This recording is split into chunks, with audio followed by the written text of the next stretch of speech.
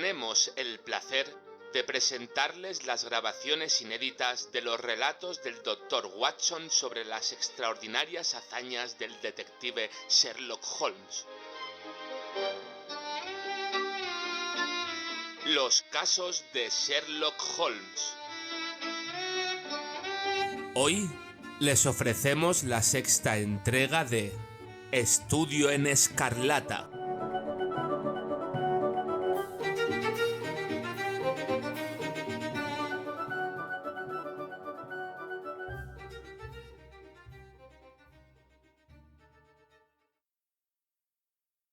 ¡6!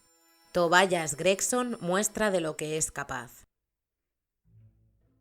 Al día siguiente, los periódicos informaban ampliamente de lo que llamaban el misterio de Brixton. Todos traían un largo relato de lo ocurrido y algunos le dedicaban además sus editoriales. Había datos que yo desconocía. Todavía conservo en mi álbum de recortes abundantes fragmentos y extractos referentes al caso. He aquí un resumen de alguno de ellos. El Daily Telegraph señalaba que pocas veces se había dado en la historia del crimen una tragedia de características tan extrañas. El nombre alemán de la víctima, la ausencia de cualquier otro móvil y la siniestra inscripción en la pared, todo apuntaba a que era cosa de refugiados políticos y de revolucionarios. Los socialistas tenían muchas ramificaciones en Estados Unidos y sin duda el difunto había infringido alguna de sus leyes no escritas y habían terminado con él. Tras aludir al Bemgerich, al agua tofana, a los carbonarios, a la marquesa de Brinvilliers, a la teoría de Darwin, a los principios de Malthus y a los asesinatos de Radcliffe Highway, el artículo concluía poniendo en guardia al gobierno y solicitando una vigilancia más estrecha de los extranjeros residentes en Inglaterra. El Standard comentaba que estas atrocidades criminales son frecuentes bajo los gobiernos liberales. Surgían como consecuencia de la irritación de las masas y el consiguiente debilitamiento de toda autoridad. El difunto era un caballero americano que había residido unas semanas en la metrópoli. Se había alojado en la pensión de Madame Charpentier en Torquay Terrace, Camberwell. Le acompañaba en sus viajes el señor Joseph Stangerson, su secretario personal. Los dos se despidieron de su patrona el martes, 4 de este mes, y se marcharon a Euston Station con el manifiesto propósito de tomar el expreso de Liverpool. Más tarde fueron vistos en el andén. Nada más se supo de ellos hasta que se descubrió el cadáver del señor Drever, como hemos contado, en una casa deshabitada de Brixton Road, a muchas millas de Euston. Cómo llegó hasta allí y cómo encontró la muerte son cuestiones envueltas todavía en el misterio. Nada se sabe del paradero del señor Stangerson. Nos alegra saber que el señor Lestrade y el señor Gregson de Scotland Yard se ocupan conjuntamente del caso y podemos esperar confiadamente que estos famosos agentes resuelvan pronto el misterio. El Daily News señalaba que no cabía la menor duda de que se trataba de un crimen político. El despotismo y el odio al liberalismo que animaban a los gobiernos del continente habían arrojado a nuestras costas a un montón de hombres que podrían haberse convertido en excelentes ciudadanos de no haber estado amargados por el recuerdo de todo lo que habían sufrido. Entre esa gente regía un estricto código de honor y cualquier infracción del mismo era castigada con la muerte. No debían escatimarse esfuerzos para encontrar al secretario, Stangerson, y para averiguar algunos detalles de los hábitos del difunto. Se había dado ya un gran paso al descubrir la dirección de la casa donde se había alojado, éxito que se debía sin duda exclusivamente a la perspicacia y la energía del señor Gregson de Scotland Yard. Sherlock Holmes y yo leímos juntos estas noticias durante el desayuno y a él parecieron divertirle mucho. Ya le dije que, pasara lo que pasara, Lestrade y Gregson saldrían bien librados. Dependerá de cómo vayan las cosas. Oh, eso carece de importancia. Si atrapamos al hombre será gracias a sus esfuerzos. Si se nos escapa será a pesar de sus esfuerzos. Si sale cara gano yo, y si sale cruz pierdes tú. Hagan lo que hagan, tendrán partidarios. Anso, trouves-tu un plot ce qu'il admire? ¿Qué demonios es esto?, exclamé, pues en ese instante nos llegó desde el vestíbulo y desde la escalera el rumor de muchos pasos apresurados, acompañados de audibles muestras de disgusto por parte de nuestra patrona. Es la división del cuerpo de detectives de Baker Street, dijo mi compañero, muy serio. Y mientras hablaba, irrumpió en la habitación media docena de los golfillos más sucios y desarrapados que he visto en mi vida. ¡Firmes!, gritó Holmes con brusquedad. Y los 6 inmundos pilletes se alinearon como tras tantas estatuillas indecorosas. En adelante, enviadme solo a Biggins para que me informe, y el resto de vosotros que espere en la calle. ¿Lo habéis encontrado, Biggins? No, señor, ¿qué va?, dijo uno de los muchachos. Tampoco lo esperaba. Debéis insistir hasta conseguirlo. Aquí tenéis vuestra paga. Le dio a cada uno un chelín. Bien, ahora largo de aquí y volved la próxima vez con mejores noticias. Los despidió agitando la mano y los chicos corrieron como ratas escaleras abajo, e instantes después oímos sus agudas voces en la calle. Se puede sacar más de uno de esos pequeños mendigos que de una docena de policías, comentó Holmes. La mera presencia de una persona con aspecto de funcionario sella los labios de cualquiera. Estos chicos, en cambio, se meten por todas partes y se enteran de todo. Y son más listos que el hambre. Lo único que les falta es organizarse. ¿Los está utilizando en el caso Brixton? Sí, hay un punto que me gustaría comprobar. Y solo es cuestión de tiempo. Vaya, ahora sí que vamos a enterarnos de algunas novedades. Ahí viene Gregson, calle abajo, con la satisfacción reflejada en cada rasgo de su rostro. Seguro que viene a vernos a nosotros. Sí, se ha detenido. Ahí está. Sonó con violencia la campanilla de la calle y unos segundos después el detective de cabello rubio subía de 3 en 3 los escalones e irrumpía en nuestra sala. «Mi querido colega», gritó, estrechando la mano inerte de Holmes, «felicíteme. He dejado todo el asunto tan claro como la luz del día». Un asomo de ansiedad pareció cruzar por el expresivo rostro de mi compañero. «¿Quiere usted decir que ya está en la pista correcta?», preguntó. «La pista correcta. Señor mío, tenemos a nuestro hombre bajo 7 llaves». «¿Y cómo se llama?» «Arthur Charpentier, alférez de la Armada de Su Majestad», exclamó pomposamente Gregson, frotándose las manos regordetas y sacando pecho. Sherlock Holmes suspiró aliviado y se relajó con una sonrisa. «Tome asiento y pruebe uno de estos cigarros», dijo. «Estamos ansiosos por saber cómo lo ha logrado. ¿Quiere un poco de whisky con agua?» «No diré que no», respondió el detective. «Los tremendos esfuerzos que he realizado en estos 2 últimos días me han dejado exhausto. No tanto el esfuerzo físico, ya me entiende, como la tensión mental. Usted se hará perfectamente cargo de ello, señor Holmes, pues ambos trabajamos con la mente». «Me honra usted demasiado», dijo Holmes muy serio. «Escuchemos cómo ha llegado a un resultado tan satisfactorio». El detective se sentó en el sillón y empezó a dar chupadas complacido a su cigarro. De repente, prorrumpió en una carcajada y se dio una palmada en el muslo. «Lo divertido del caso», exclamó, «es que el tonto del Straight, que se cree tan listo, ha seguido desde el principio una pista equivocada. Anda tras el secretario, Stangerson, que no tiene más relación con el crimen que un niño de pecho. Seguro que a estas alturas ya le ha echado el guante». La idea divirtió tanto a Gregson que rió hasta quedar sin aliento. «¿Y cómo dio usted con la clave?» «Ah, se lo contaré todo. Por supuesto, doctor Watson, esto debe quedar entre nosotros. La primera dificultad con que nos enfrentamos fue averiguar los antecedentes del americano. Algunas personas habrían esperado a obtener respuesta a los anuncios o a que individuos interesados se presentaran a suministrar voluntariamente información. Pero ese no es el estilo de Tobias Gregson. ¿Recuerda el sombrero que había al lado del cadáver? Sí, dijo Holmes. De John Underwood e Hijos, 129 de Camberwell Road. Gregson pareció un tanto alicaído. No creí que hubiera reparado usted en ello, dijo. ¿Ha estado allí? No. Ajá, gritó Gregson con alivio. Nunca se debe desperdiciar una oportunidad, por pequeña que parezca.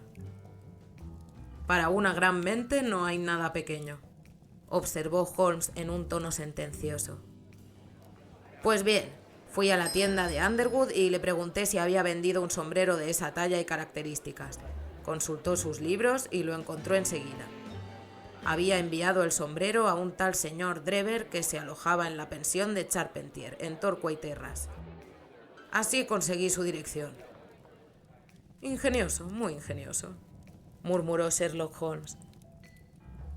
A continuación visité a Madame Charpentier, siguió el detective. La encontré muy pálida y afligida.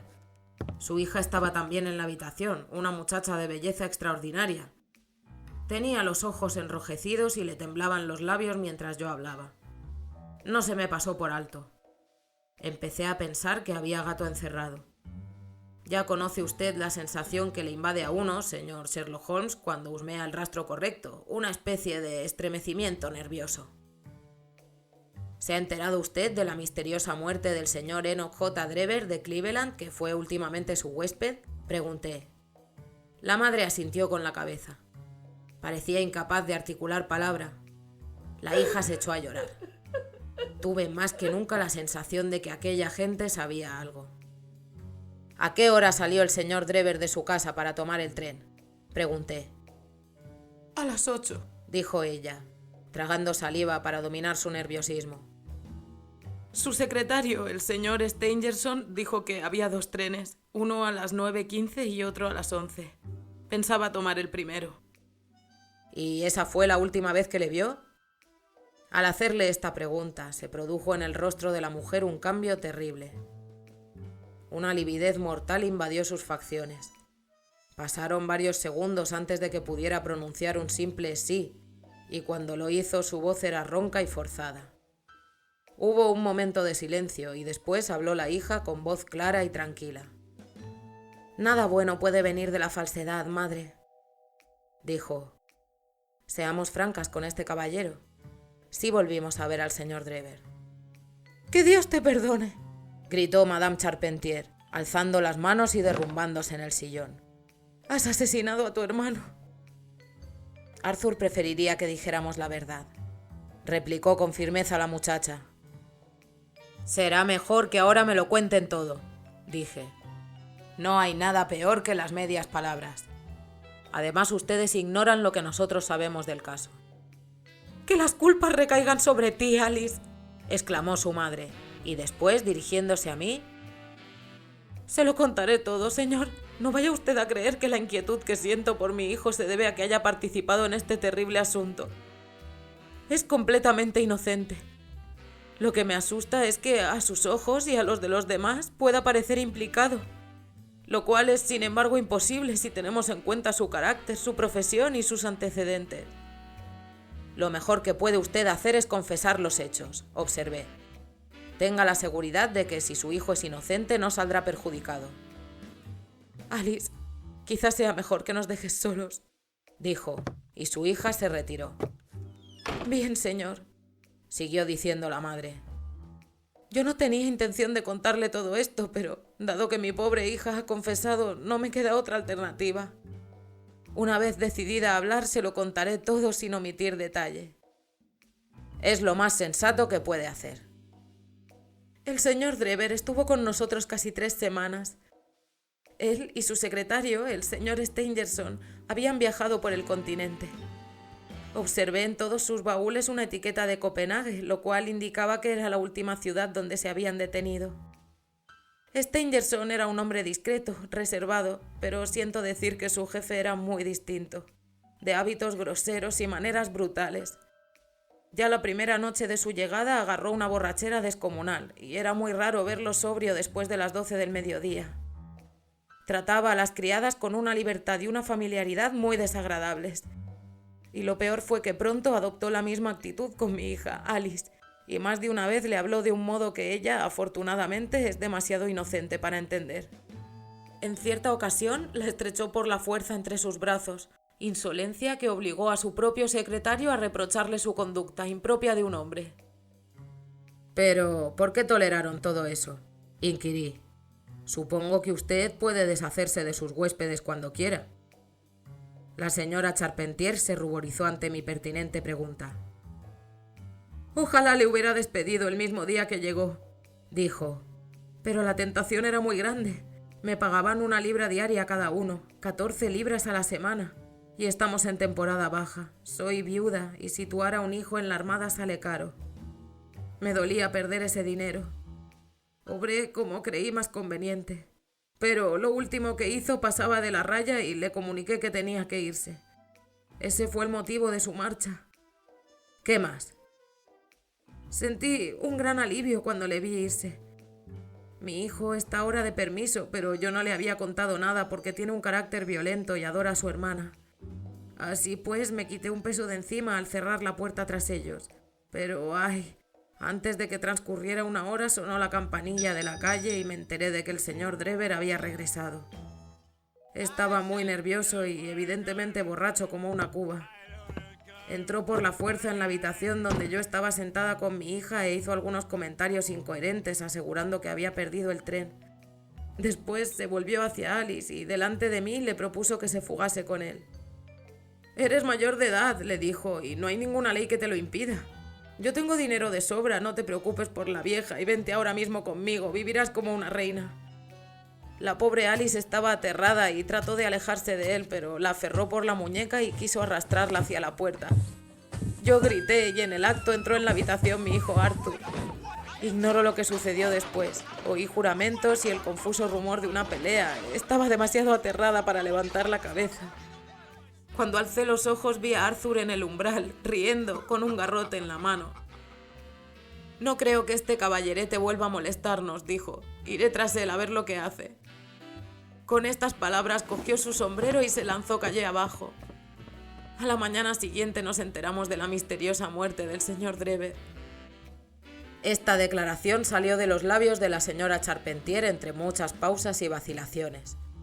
A veces hablaba tan bajo que yo casi no podía captar sus palabras. Sin embargo, tomé nota taquigráfica de cuanto dijo para que no hubiera posibilidad de error. «Es realmente emocionante», dijo Sherlock Holmes con un bostezo. «¿Qué sucedió después?». «Cuando Madame Charpentier dejó de hablar», prosiguió el detective, «comprendí que todo el caso dependía de un solo punto. Mirándola fijamente, de un modo que siempre me ha dado resultado con las mujeres, le pregunté a qué hora había regresado su hijo. «No lo sé», me dijo. «¿No lo sabe?». «No, tiene su propia llave y entra sin llamar». «¿Fue después de que usted se acostara?». «Sí». «¿Cuándo se acostó usted?». «Alrededor de las 11». «De modo que su hijo estuvo fuera al menos 2 horas, ¿verdad?». «Sí». ¿Y no pudieron ser 4 o 5? «Sí». ¿Y qué hizo durante todo ese tiempo?». «No lo sé», respondió, blanca como el papel. Después de esto, claro, no faltaba nada más. Averigüé el paradero del teniente Charpentier, me llevé a 2 agentes conmigo y le arresté. Cuando le di un golpecito en el hombro y le pedí que me acompañara sin armar jaleo, nos contestó con tranquilidad: «Supongo que me arrestan por estar implicado en la muerte del canalla de Drever». Nosotros no le habíamos dicho nada del caso y su modo de aludir a él era de lo más sospechoso. «Mucho», dijo Holmes. Llevaba todavía el pesado garrote con que su madre le describe al verlo salir tras Drever, una gruesa tranca de roble. ¿Cuál es, pues, su teoría? Mi teoría es que siguió a Drever hasta Brixton Road. Una vez allí, se enzarzaron en una trifulca en el curso de la cual Drever recibió un golpe del garrote, quizá en la boca del estómago, que le mató sin dejar señal. La noche era tan lluviosa que no había nadie por allí, de modo que Charpentier arrastró el cuerpo de la víctima hasta el interior de la casa deshabitada. La vela, la sangre y la inscripción en la pared y el anillo pueden ser otras tantas tretas para lanzar a la policía tras una pista falsa. «Buen trabajo», dijo Holmes con voz alentadora. «Hay que ver, Gregson, cómo progresa. Todavía haremos de usted un hombre de provecho». «Me jacto de haber llevado el caso limpiamente», contestó el detective con orgullo. El joven declaró por voluntad propia que, tras haber seguido un rato a Drever, éste le vio y tomó un coche para escapar. Cuando él regresaba a casa, se encontró con un viejo camarada de tripulación y dieron un largo paseo juntos. Al preguntarle dónde vivía ese viejo compañero, fue incapaz de dar una respuesta satisfactoria. Creo que todas las piezas del caso encajan ahora extraordinariamente bien. Lo que más me divierte es pensar que Lestrade partió de una pista equivocada. Me temo que no llegará muy lejos, pero... ¡caramba! Aquí tenemos a nuestro hombre. Era, en efecto, Lestrade, que había subido la escalera mientras nosotros hablábamos y entraba ahora en la habitación. Sin embargo, el aplomo y la desenvoltura que caracterizaban, por lo general, su porte y su vestimenta habían desaparecido. Su rostro alterado reflejaba preocupación y traía la ropa desaseada y en desorden. Era evidente que había venido con la intención de consultar a Sherlock Holmes, pues al ver a su colega pareció incómodo y desconcertado. Permaneció de pie en el centro de la habitación, manoseando nervioso su sombrero y sin saber qué hacer. «Es un caso extraordinario de veras», dijo al fin. «Un asunto de veras incomprensible». «Ah, ¿eso cree usted, señor Lestrade?», exclamó Gregson en tono triunfal. «Ya me parecía que llegaría a esa conclusión. ¿Ha conseguido dar con el secretario, el señor Joseph Stangerson?» «El secretario, señor Joseph Stangerson», dijo Lestrade con gravedad, «ha sido asesinado esta mañana hacia las 6 en el Hotel Halliday». Estudio en Escarlata, de Sir Arthur Conan Doyle.